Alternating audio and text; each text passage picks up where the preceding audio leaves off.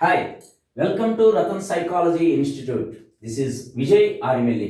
So ఈ video ద్వారా ఒక చిన్న టాపిక్ చెబుదామని మీ ముందుకు వచ్చాను. మన ఎగ్జామినేషన్లో ఎప్పుడు అడిగే పెట్టే స్కిన్నర్ యొక్క పునర్భలన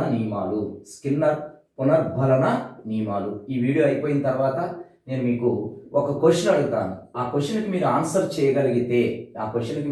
చేయగలిగితే స్కిన్నర్ పునర్బలన నియమాలలో ఎటువంటి కన్ఫ్యూజన్ మీకు లేదు అని అర్థం అనమాట. సో స్కిన్నర్ చెప్పిన పునర్బలన నియమాలు మనకు 4 ఉన్నాయి. స్కిన్నర్ పునర్బలన నియమాలు ఎన్ని ఉన్నాయంటే 4 ఉన్నాయన్నమాట. దానిలో ఒకటి నిరంతర పునర్బలన నియమం. నిరంతర పునర్బలన నియమాన్ని మనం ఇంగ్లీష్లో ఏమని పిలుస్తామంటే కంటిన్యూయస్ రీఇన్ఫోర్స్మెంట్ షెడ్యూల్ అని పిలుస్తాం. సో కంటిన్యూయస్ రీఇన్ఫోర్స్మెంట్ షెడ్యూల్, దీన్ని మనం నిరంతర పునర్బలన నియమము అని పిలుస్తాం అన్నమాట. మరి రెండవ నియమం ఏంటిది అంటే స్థిరకాల వ్యవధి పునర్బలన నియమం. స్థిరకాల వ్యవధి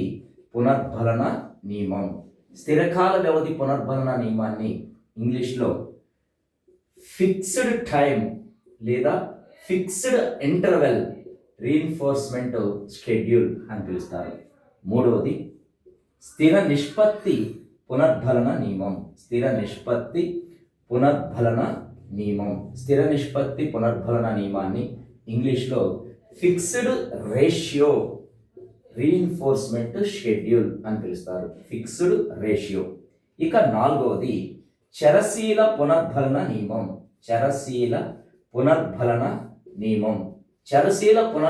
నియమాన్ని వేరియబుల్ రీఇన్ఫోర్స్మెంట్ షెడ్యూల్ అని పిలుస్తారు. సో ఇలా మనకు స్కిన్నర్ యొక్క పునర్బలన నియమాలు ఎన్ని ఉన్నాయంటే 4 నియమాలు ఉన్నాయి.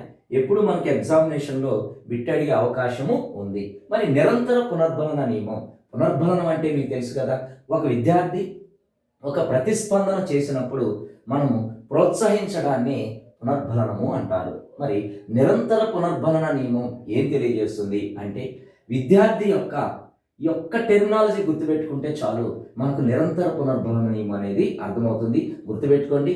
ఈ క్లాస్ అయిపోయిన తర్వాత నేను ఒక క్వశ్చన్ అడుగుతాను. ఈ క్వశ్చన్కి మీరు ఆన్సర్ చేయగలిగితే ఖచ్చితంగా మీరు ఈ నియమాలలో ఎటువంటి కన్ఫ్యూజన్ లేదని అర్థం అనమాట. సో నిరంతర పునర్బలన నియమం, ఈ నియమాన్ని ఎప్పుడు పాటించాలి ఉపాధ్యాయుడు అంటే విద్యార్థి యొక్క ప్రతిస్పందనకు పునర్బలనాన్ని అందించడం. విద్యార్థి ఎన్ని ప్రతిస్పందనలు చేస్తే అన్ని ప్రతిస్పందనలకు మనం పునర్బలనాన్ని అందించినట్లయితే దానినే మనము నిరంతర పునర్బలన నియమము అంటారనమాట. సో ఇక్కడ ఉపాధ్యాయుడు విద్యార్థికి ప్రతి ప్రతిస్పందనకు పునర్బలనం అందించవలసి ఉంటుంది. ఎగ్జాంపుల్, ఒక విద్యార్థికి 10 ప్రశ్నలు హోంవర్క్ అందించినప్పుడు వాడు 10 ప్రశ్నలకు ఆన్సర్స్ రాయగలిగినప్పుడు మనం 10 సార్లు పునర్బలనాన్ని అందించాలి. సో ఇలా ప్రతిస్పందనకు పునర్బలనాన్ని మనం అందించినట్లయితే దానినే నిరంతర పునర్బలనము అంటారు. అంటే మొదటి క్వశ్చన్ కరెక్ట్గా రాశాడు, గుడ్ అని పునర్బలనం అందిస్తాం. రెండో క్వశ్చన్ కూడా కరెక్ట్గా రాశాడు, వెరీ గుడ్. మూడో క్వశ్చన్ కూడా రాశాడు, నైస్. ఇలా ప్రతిస్పందనకు పునర్బలనాన్ని అందించడమే నిరంతర పునర్బలన నియమం. మరి నిరంతర పునర్బలన నియమం ఉందిగా సార్, మరి ఇక మిగిలిన పునర్బలనాలు ఎందుకు అంటే నిరంతర పునర్బలనంలో లోపాలు ఉన్నాయి. ఏంటి ఆ లోపాలు అంటే నిరంతర పునర్బలన నియమం వలన ఉపాధ్యాయునికి టైం వేస్ట్ అయిపోతుంది అనమాట. ప్రతిస్పందనకు విద్యార్థికి పునర్బలనం అందించాలి అంటే ఇచ్చిన 45 మినిట్స్ ఉపాధ్యాయునికి సరిపోదు. ప్రతి విద్యార్థికి తాను రాసిన ప్రతిస్పందనకు పునర్బలనం ఇవ్వడం అనేది పాసిబుల్ అవ్వదు. కాబట్టి నిరంతర పునర్బలన నియమంలో అది ఒక లోపం. మరొకటి ఏంటంటే మనం ప్రతిస్పందనకు పునర్బలనం ఇవ్వటం వలన విద్యార్థి బోర్గా ఫీల్ అయ్యే అవకాశము ఉంది. ఈడేంట్రా ప్రతిదానికి గుడ్, వెరీ గుడ్ అంటాడు అని చెప్పేసి పిల్లలు బోర్గా ఫీల్ అయ్యే అవకాశం కూడా ఉంది. దానికోసమే మనకు టైం ఉన్నప్పుడు సర్టెన్ టైం ఉన్నప్పుడు, కొద్దిమంది విద్యార్థులు ఉన్నప్పుడు మనం నిరంతర పునర్బలనాన్ని ఉపయోగించుకోవచ్చు అనమాట. మరి నిరంతర పునర్బలనం సాధ్యం కానప్పుడు మనం ఈ 3 పునర్బలనాలలో ఏదో ఒక నియమాన్ని ఉపయోగించుకోవచ్చు. రెండవది చూసినట్లయితే స్థిరకాల వ్యవధి పునర్బలన నియమం, ఫిక్స్డ్ ఇంటర్వెల్. అంటే ఇక్కడ నిర్దిష్ట సమయానికి మాత్రమే పునర్బలనాన్ని అందించడం. ప్రతి ప్రతిస్పందనకు పునర్బలనాన్ని అందించవలసిన అవసరము లేదు. ఫిక్స్డ్ టైం, ఫిక్స్డ్ ఇంటర్వెల్, నిర్దిష్ట సమయానికి మాత్రమే పునర్బలనం అందించినట్లయితే దానిని స్థిరకాల వ్యవధి పునర్బలనము అంటారు. మరి నిర్దిష్ట సమయాన్ని ఎవరు నిర్ణయిస్తారు అంటే ఉపాధ్యాయుడే నిర్ణయిస్తాడు. సపోజ్ ఒక విద్యార్థికి మనము ఒక ప్రాజెక్ట్ వర్క్ ఇచ్చాం, ఆ ప్రాజెక్ట్ వర్క్ వాడు పూర్తి చేయడానికి 10 days సమయం పడుతుంది అనుకుందాం. సో ఇప్పుడు ఉపాధ్యాయుడు నిర్దిష్ట సమయాన్ని కేటాయించుకొని ఆ సమయానికి విద్యార్థికి పునర్బలనం అందించవలసి ఉంటుంది. సపోజ్ ప్రతి 2 రోజులకు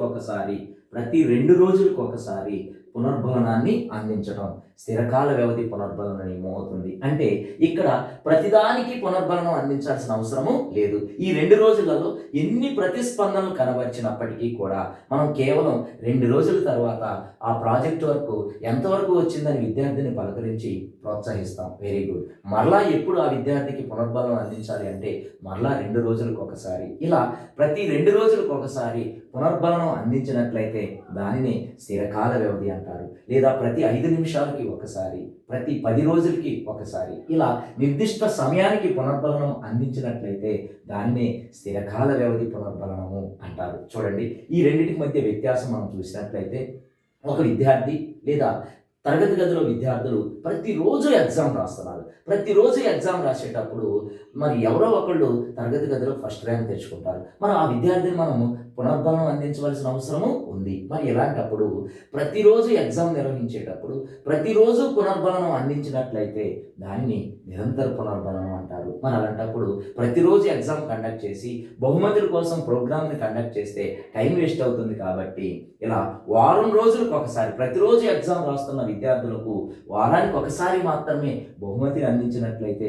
దానిని ఏమని చెప్పవచ్చు అంటే స్థిరకాల వ్యవధి అని చెప్పవచ్చు అన్నమాట. ఇక 3వ పునర్బలన నియమం స్థిర నిష్పత్తి పునర్బలన నియమం. స్థిర నిష్పత్తి పునర్బలన నియమం ఏం తెలియజేస్తుంది అంటే ఇక్కడ మనకి ఇంగ్లీష్లో చాలా క్లియర్గా ఉంది.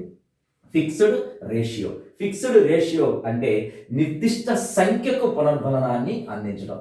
జస్ట్ ఒక చిన్న టెర్మినాలజీ గుర్తుపెట్టుకుంటే చాలు. ఇక్కడ ప్రతి ప్రతిస్పందనకు పునర్బలనం అందిస్తే నిరంతర పునర్బలనం అవుతుంది. నిర్దిష్ట సమయానికి అందిస్తే స్థిరకాలం అవుతుంది. నిర్దిష్ట సంఖ్యకు అందించినట్లయితే స్థిర నిష్పత్తి పునర్బలనం అవుతుంది. సపోజ్ ఇందాక మనము మొదటి ఉదాహరణ మనం తీసుకున్నట్లయితే 10 ప్రశ్నలు హోంవర్క్ ఇచ్చినప్పుడు ప్రతి ప్రశ్నకు మనము పునర్బలనం అందించాలి అంటే టైం వేస్ట్ అవుతుంది. కాబట్టి నిర్దిష్ట సంఖ్యకు ప్రతి 5 ప్రశ్నలకు ఒకసారి అని ఉపాధ్యాయుడు నిర్ణయించుకున్నాడు అనుకో, 2 సార్లు పునర్బలనం ఇస్తే సరిపోతుంది. మొదటి 5 ప్రశ్నలు వెరీ గుడ్ రా, చాలా బాగా రాశావు, మరలా మిగిలిన 5 ప్రశ్నలు 2 సార్లు పునర్బలనం ఇస్తే సరిపోతుంది. మరి నిరంతర పునర్బలనం అయితే 10 సార్లు ఇవ్వాల్సి ఉంటుంది.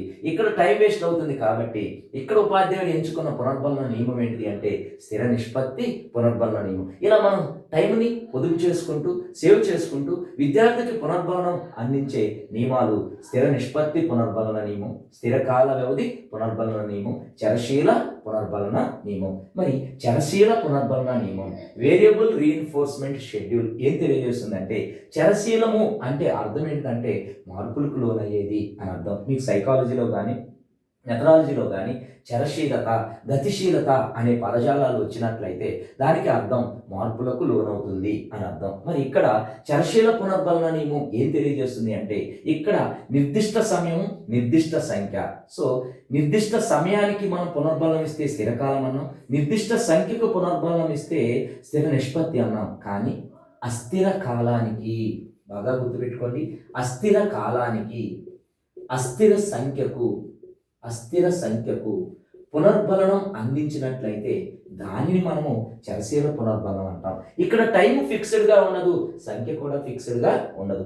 అన్ఫిక్స్డ్ టైం, అన్ఫిక్స్డ్ రేషియో.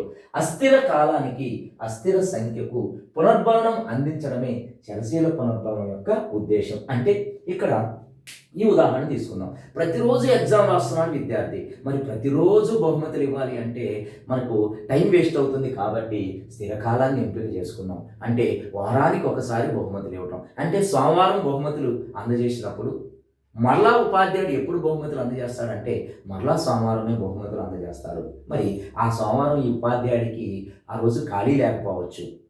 అలాంటప్పుడు సమయం ఏమవుతుందంటే మారిపోతూ ఉంది. కాబట్టి ఈరోజు సోమవారానికి బహుమతులు ఇచ్చి, మరుసటి రోజు గురువారానికి బహుమతులు ఇచ్చి, తర్వాత బుధవారానికి బహుమతులు ఇచ్చి, అంటే కాలంలో మార్పులు జరిగినట్లయితే దానిని చరశీల పునర్బలనం అంటారు. లేదా సంఖ్యలో మార్పులు జరిగినా కానీ దానిని చరశీల పునర్బలనం అంటారు. ఇక్కడ చూడండి, 10 ప్రశ్నలకు మనము ప్రతి 5 ప్రశ్నలకు పునర్బలనం ఇస్తే స్థిర నిష్పత్తి అనుకున్నాం మనం. కానీ ఇక్కడ ప్రశ్నలలో సంఖ్యలలో మార్పులు చేసినట్లయితే దానినే చరశీలత అంటున్నాం. మరి మొదటి 3 ప్రశ్నలు చాలా క్లిష్టమైన ప్రశ్నలు కాబట్టి మొదటి 3 ప్రశ్నలకు పునర్బలనం ఇచ్చాం. మరి అదే స్థిర నిష్పత్తి అయితే మరొక 3 ప్రశ్నలకు ఇవ్వాలి. కానీ తర్వాత ఉపాధ్యాయుడు ఏం చేశాడు అంటే తర్వాత మొదట 3 ప్రశ్నలు చాలా సులభమైనవి కాబట్టి లేదా క్లిష్టమైనవి కాబట్టి మొదటి 3 ప్రశ్నలకు పునర్బలనం ఇచ్చి తర్వాత 6 ప్రశ్నలు చాలా ఈజీగా ఉన్నాయి, అందుకోసం ఆ 6టికి పునర్బలనం ఇచ్చాడు. ఆ తర్వాత 2 ప్రశ్నలు కష్టంగా ఉన్నాయి, ఆ 2టికి పునర్బలనం ఇచ్చాడు. అంటే ఇక్కడ సంఖ్య అనేది నిర్దిష్టంగా రావటం లేదు, సంఖ్య అనేది మారిపోతూ ఉంది. సో మొదట 3 ప్రశ్నలకు ఇచ్చాడు, తర్వాత 6 ప్రశ్నలకు ఇచ్చాడు, తర్వాత 2 ప్రశ్నలకు ఇచ్చాడు. సంఖ్య మారినా లేదా కాలం మారినా దానిని చరశీలం అంటారు. సంఖ్య స్థిరంగా ఉంటే స్థిర నిష్పత్తి అంటారు, కాలం స్థిరంగా ఉంటే స్థిర కాలం అంటారు. ప్రతి ప్రతిస్పందనకు పునర్బలనం ఇస్తే ఏమంటారంటే నిరంతర పునర్బలన నియమం అంటారు. సో డియర్ స్టూడెంట్స్, మనకు స్కిన్నర్ యొక్క పునర్బలన నియమాలు ఈ చిన్న చిన్న పదాలను గుర్తుపెట్టుకొని ఈజీగా మనము ఎగ్జామినేషన్లో అప్లై చేయవచ్చు. నేను చెప్పాను మిమ్మల్ని చివరిలో ఒక క్వశ్చన్ అడుగుతాను అని చెప్పేసి. మరి ఈ క్వశ్చన్కి మీరు కామెంట్ రూపంలో ఆన్సర్ని తెలియచేయండి. ఎవరైతే ఈ క్వశ్చన్కు సరైన ఆన్సర్ చేస్తారో ఈ స్కిన్నర్ యొక్క పునర్బలన నియమాలలో ఎటువంటి డౌట్ వాళ్ళకి లేదు అని అర్థం అనమాట. సో నేను ఇప్పుడు క్వశ్చన్ ఇవ్వబోతున్నాను. మీకు వీడియో అర్థం కాకపోతే మరొకసారి మీరు వీడియోని విని ఈ క్వశ్చన్కి ఆన్సర్ చేయండి. చూడండి క్వశ్చన్, ఒక ఉపాధ్యాయుడు, క్వశ్చన్ ఏంటిదంటే ఒక ఉపాధ్యాయుడు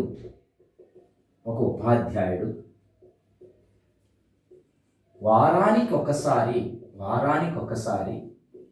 ఎగ్జామ్ నిర్వహిస్తున్నాడు.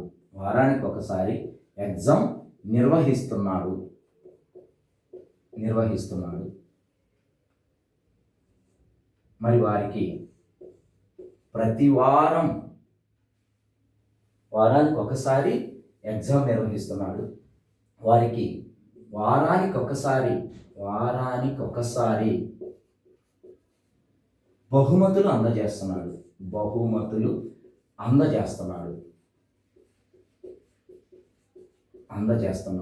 మరి ఇందులో ఇమిడి ఉన్న స్కిన్నర్ పునర్బలన నియమం ఏమిటి? చూడండి, ఒక ఉపాధ్యాయుడు వారానికి ఒకసారి ఎగ్జామ్ నిర్వహిస్తున్నాడు. మరి వాళ్ళు ఫస్ట్, సెకండ్, థర్డ్ వచ్చిన వారికి వారానికి ఒకసారి మాత్రమే బహుమతులు అందజేస్తున్నాడు. మరి ఈ ఉపాధ్యాయుడు స్కిన్నర్ యొక్క ఏ పునర్బలన నియమాన్ని పాటిస్తున్నాడు? సో కరెక్ట్గా కామెంట్ రూపంలో మీ ఆన్సర్ని తెలియచేయండి. మరిన్ని వీడియోస్ కోసం మీ ఫ్రెండ్స్కి షేర్ చేయవలసిందిగా కోరుచున్నాను. వీడియో నచ్చినట్లయితే లైక్ చేయండి. ఇంకా ఎవరైనా మన ఛానల్ని సబ్స్క్రైబ్ చేసుకోకపోతే సబ్స్క్రైబ్ చేసుకోండి. మీ డిఎస్సి యొక్క ఉద్యోగంలో నేను మీకు దగ్గర అవుతాను. So bye, good luck all of you.